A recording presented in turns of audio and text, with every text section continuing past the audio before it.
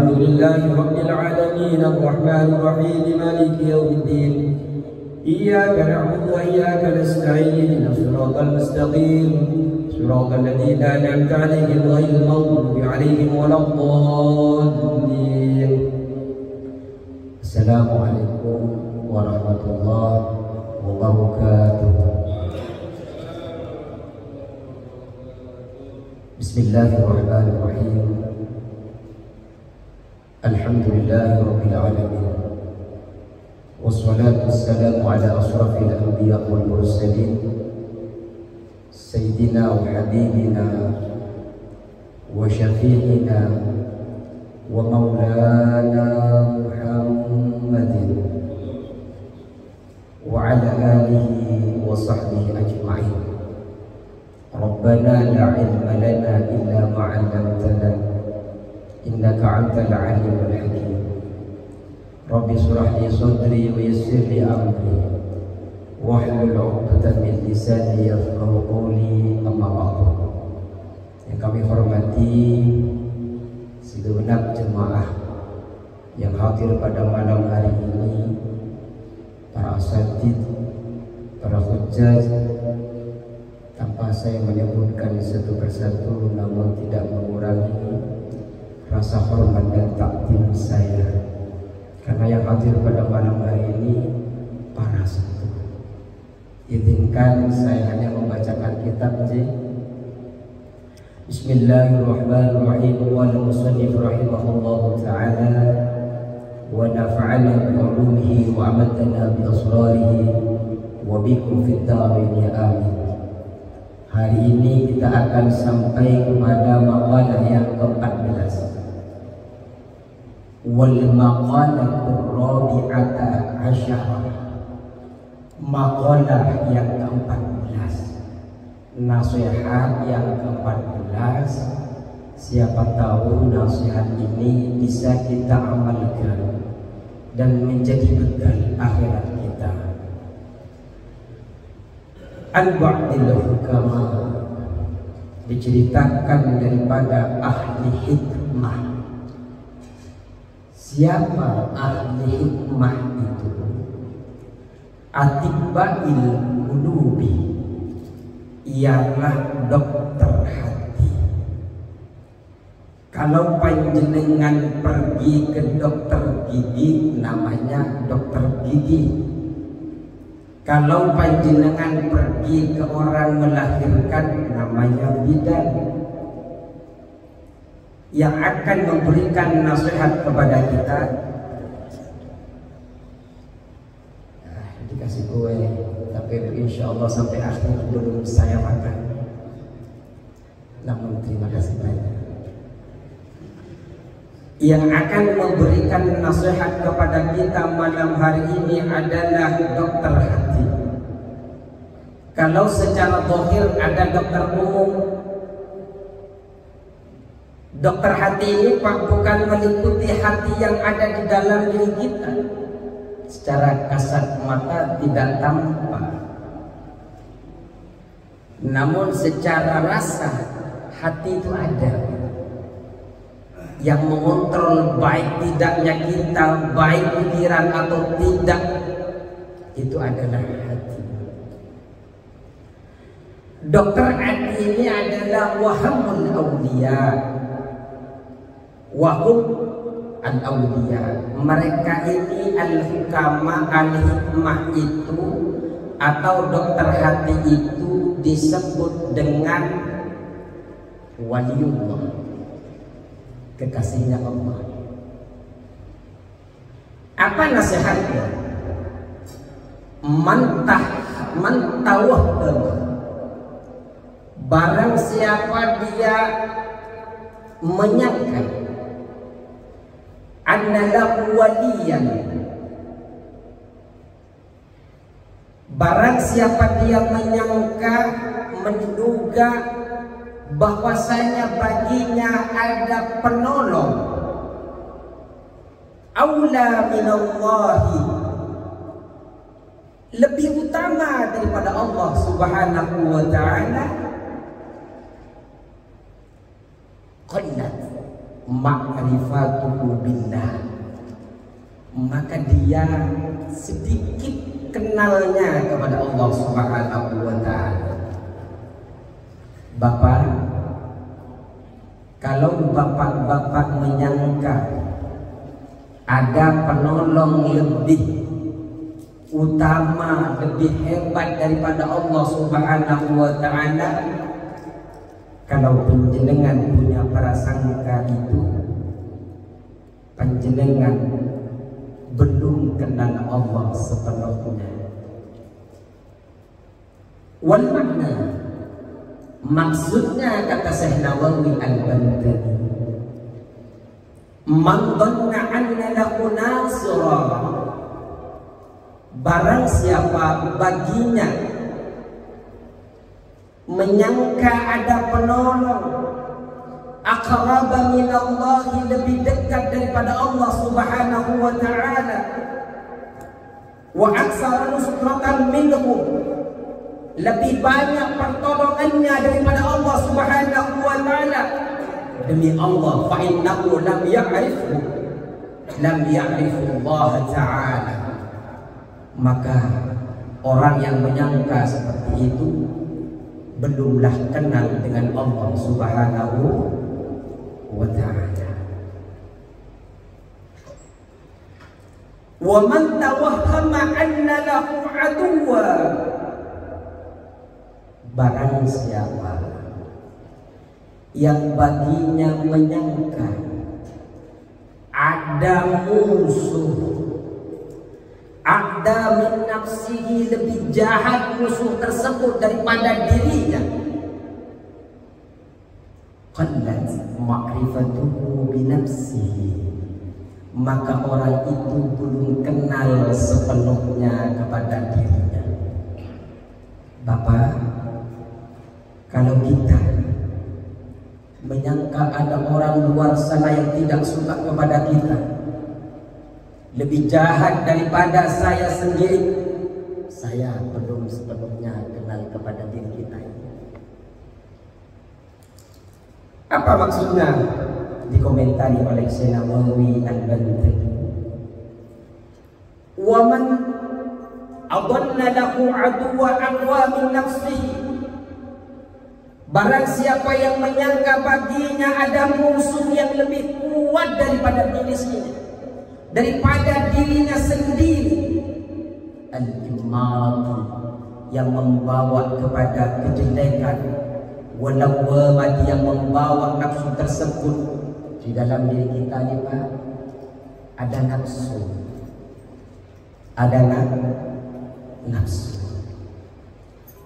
Setidaknya nafsu itu Pak, di dalam Al-Quran dibagi menjadi 3, kalau di dalam tasawuf sampai 8. Ada yang namanya nafsu ammarah. Nafsu ammarah Pak, jelas membawa keburukan. Jenengan diajak nonton bola tidak masalah, tapi yang masalah nanti ketika bola itu dibarengi dengan judi, dibarengi dengan sesuatu yang tidak diperbolehkan oleh syariat, berupa minuman keras. Minuman keras boleh tidak Pak? Tidak, haram. Nonton bolanya tidak apa-apa, mubah dalam Islam. Tapi ketika dicampur aduk Pak, yang mubah itu dengan yang haram jadi haram.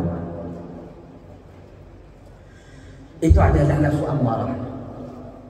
Tapi ada yang kemudian panjenengan ingin berubah, namanya nafsu lawwamah.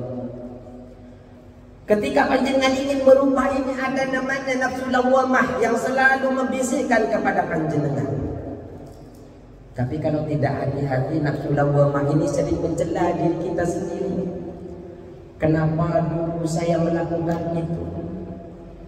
Kalau saya tidak begitu, kalau. Ingat Pak, di dalam kitab Bidayatul Hidayah kita dilarang mengatakan kalau. Kalau dulu saya tidak melakukan itu, niscaya saya jangan lebih mendahului Allah, mendahului yang sudah ditakdirkan oleh Allah Subhanahu. Kesalahan masa lalu tidak perlu diratapi.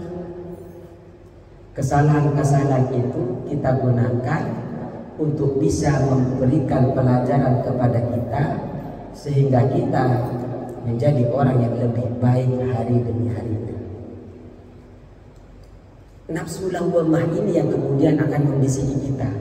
Kamu sih begitu dulu, kamu sih coba kamu jangan begitu. Artinya kudrah qadha qadarnya Allah, ketetapan yang Allah berikan kepada kita, kita tidak terima, Pak.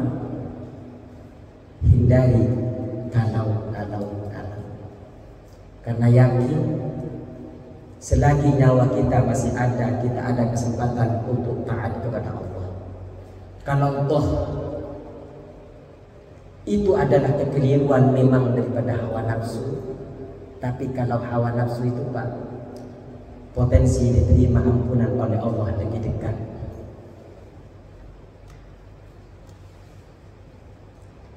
Kemudian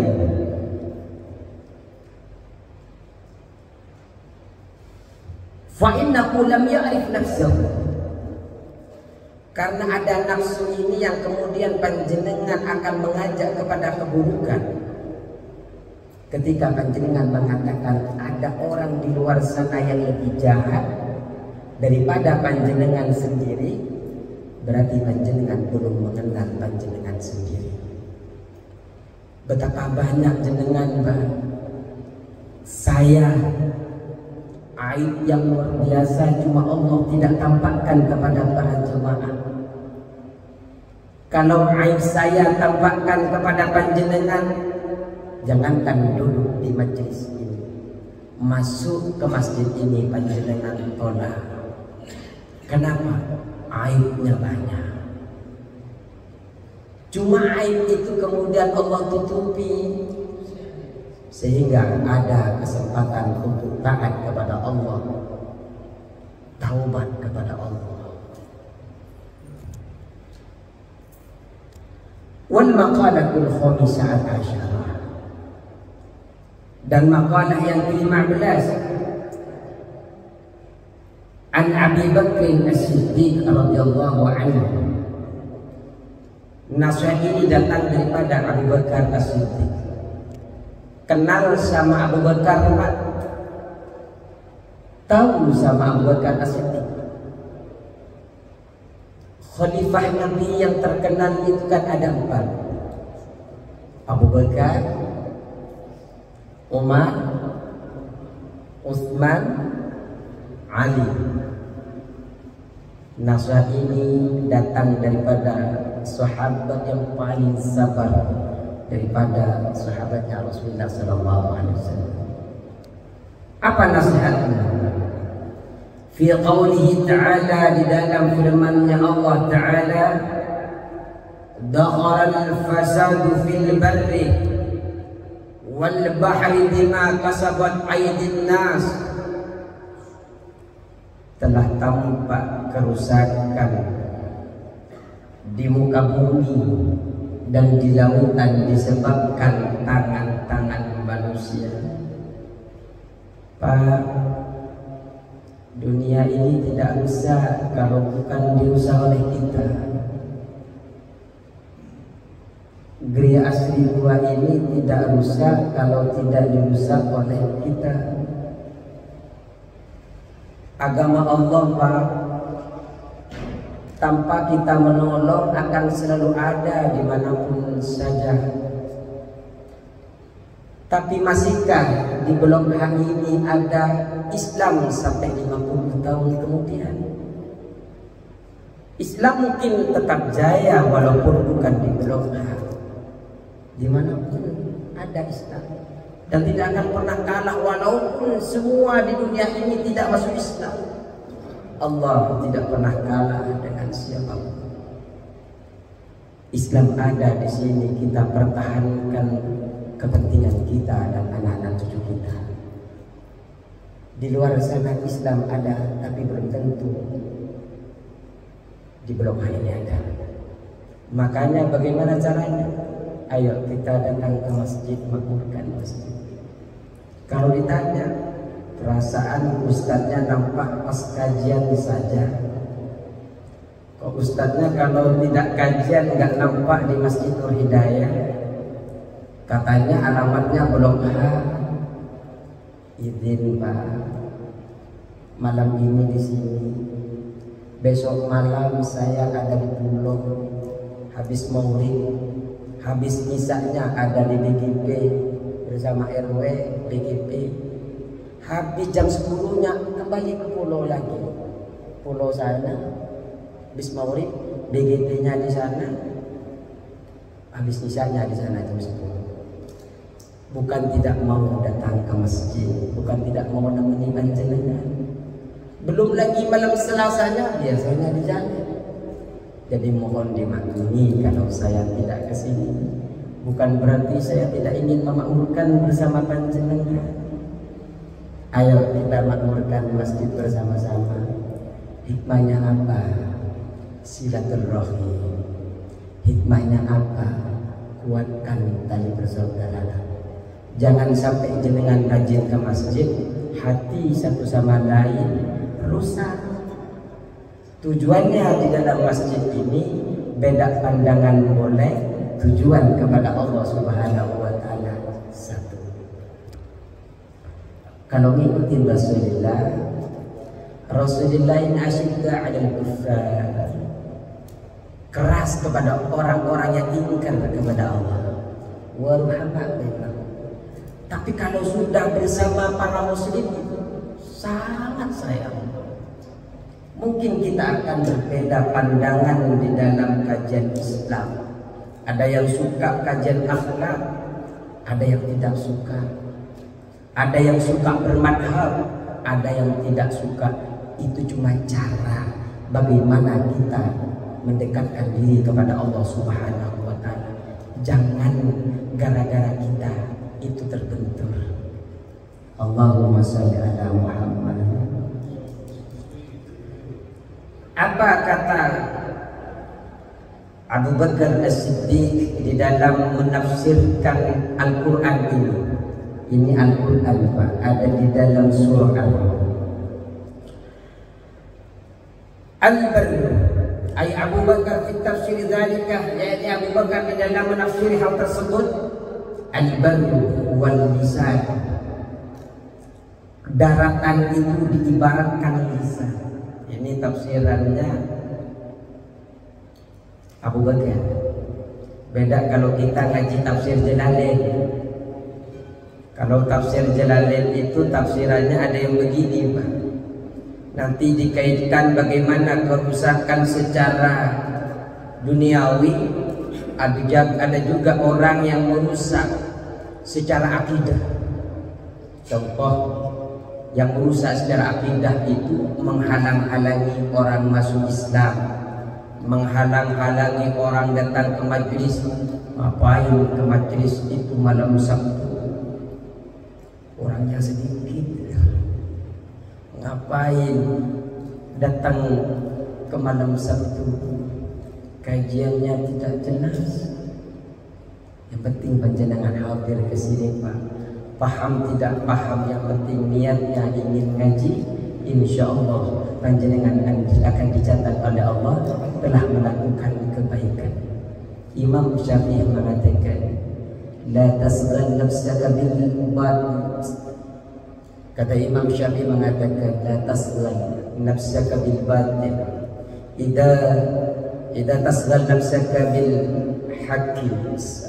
Idza lam tasghal nafsaka bil haqqi sagolatka bil batil, kata Imam Syafi'i. Jika engkau tidak menyibukkanmu dengan kebaikan, maka engkau, dirimu, nafsumu akan menyibukkanmu dengan kebatilan. Setidaknya malam hari ini Pak, kita bersama-sama sedang berada di dalam hak, di dalam kebenaran yang Allah cintai. Kita lanjutkan ke dalam tafsirannya. Abu Bakar. Al-Bar, daratan. Ditafsirkan oleh Abu Bakar itu daratan dengan lisan. Dalam itu. Wal bahr, lautan. Wal qalb, lautan diibaratkan dengan hati. Apa maksudnya? Fa idza fasada al-lisanu bakat alaihi nufus. Apabila lisan ini telah merusak bisabbi masalan dengan mencaci maki seumpamanya, bakat alaihi nufus, maka rusak, maka menangis manusia atas caci makian tadi. Ketika lisan ini rusak, maka seseorang akan ada yang menangis sebab lisan itu. Al-ashkhasu min bani Adam, kata komentarnya Syekh Nawawi, seseorang dari Bani Adam, cucu anak-anak Adam kita semua ini Pak, kalau lisan kita rusak, insya Allah ada anak Adam yang sedang menangis. Contohnya kalau kita rusak, biasanya sukanya caci maki. Pak, caci maki tidak boleh. Kalau toh ada orang yang mencaci panjenengan yang tidak sampai melanggar syariat, sabar insya Allah. Biarlah Allah yang membalas dia. Kalau jenengan sabar, Allah bersama panjenengan. Kita berdakwah tidak semuanya suka, Pak. Kita dalam melakukan kebaikan tidak semua suka. Tapi yakin Allah yang akan menolong kita. Kita tertindas di dunia, tapi insya Allah di akhirat kita akan tinggi derajatnya. Wa idza fasada al-qalb bakat alaihi al-malaikatu. Ketika hati itu rusak, birriyai masalah, riya seumpamanya melakukan sesuatu karena orang lain, bukan karena Allah. Duduk di masjid karena Allah. Kalau yang belum baca itikaf, niat itikaf malam ini, selain dapat pahalanya duduk majelis, niatkan ya Allah malam ini saya ingin itikaf, pahalanya double.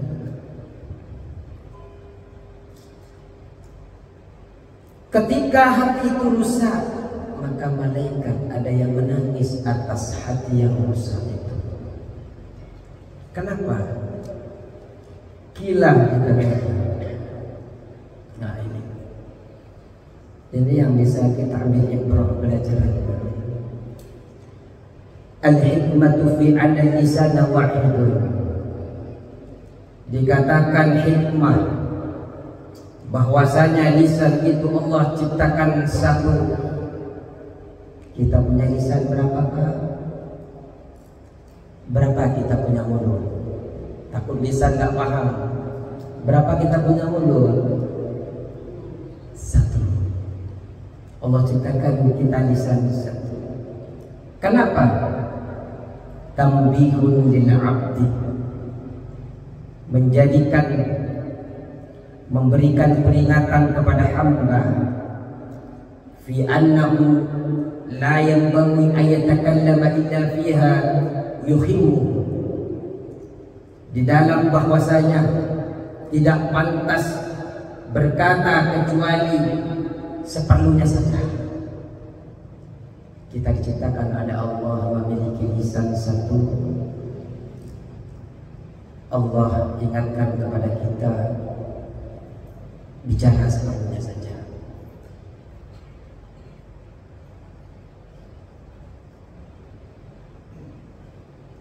Yuhimmuhu wa fi khairi, yuhimmuhu seperlunya saja wa fi khairin, dan berbicara, jangan berbicara kecuali dalam kebaikan.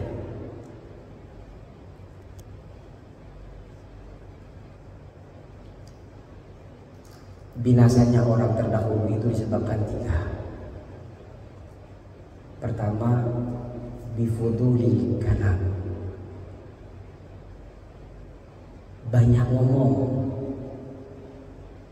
yang tidak memberikan manfaat kepada agamanya. Wa bifuduli ta'am, banyak makan tapi setelah kenyang ngantuk. Kalau malam ini ngantuk tidak apa-apa Pak, panjenengan sampai, bukan yang malam ini maksudnya. Yang ngantuk jangan tersinggung, bukan itu maksudnya. Wafidulid ta'am, banyak makan tapi setelah punya energi dia tidak bisa membuat semangat untuk agamanya, tidak rajin untuk ibadah. Yang ketiga adalah wafidulil manam, banyak tidur tapi tidurnya tidak membuat dia rajin mengembangkan di dalam agamanya. Kalau kita saat ini melakukan cepat lupa, itu adalah pertanda orang-orang dahulu binasa karena sebab 3 perkara itu: banyak ngomong, banyak tidur, banyak makan, tapi tidak ada efeknya untuk agamanya, untuk dekatnya dengan Allah Subhanahu wa ta'ala.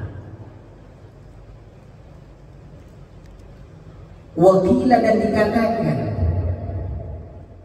li'anna lisanan dzakira, bahwasanya lisan yang berzikir di kulli wadin, dengan bermacam-macam bahasa, kana zikruhu, ada zikirnya itu limadhkuril wahid, hanya untuk berzikir kepada yang satu.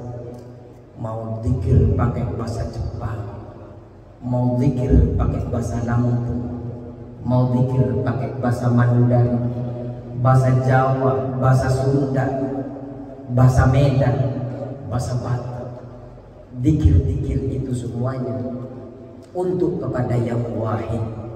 Siapa yang wahid itu? Maaf, bukan saya Pak, nama saya kebetulan wahid. Siapa yang wahid? Wallahu ta'ala, dialah Allah Subhanahu wa ta'ala. Boleh panjenengan zikir dengan cara apapun Pak. Zikir itu bukan hanya sekedar la ilaha illallah, angkat batu nolong orang yang zikir Pak. Kenapa? Ingat pesan Allah, disuruh tolong menolong, wa ta'awanu 'alal birri wat taqwa. Zikir, zikir itu ingat. Nolong di tengah jalan ada batu, zikir dengan sikap, zikir dengan qalb, zikir dengan lisan.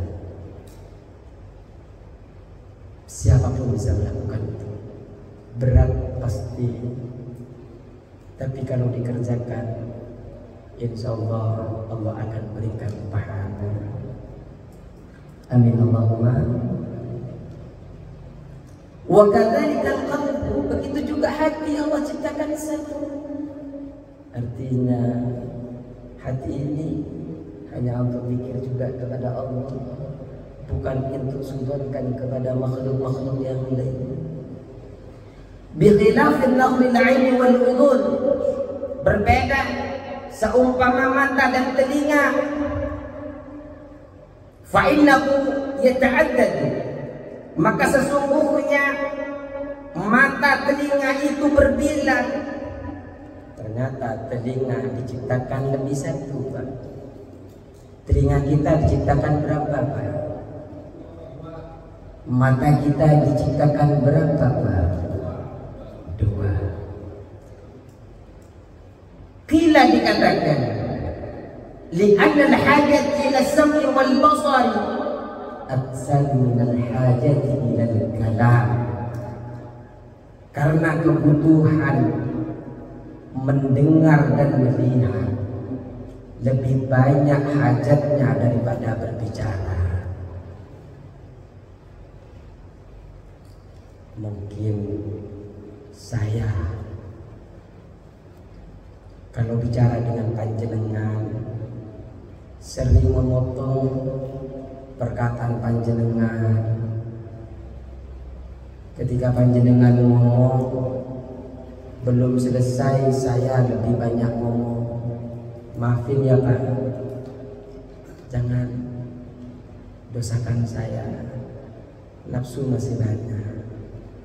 Cuma kita insya Allah selalu taubat. Ayo kita taubat bareng-bareng. Artinya kepentingan kita melihat. Allah berikan dua mata, lebih banyaklah melihat.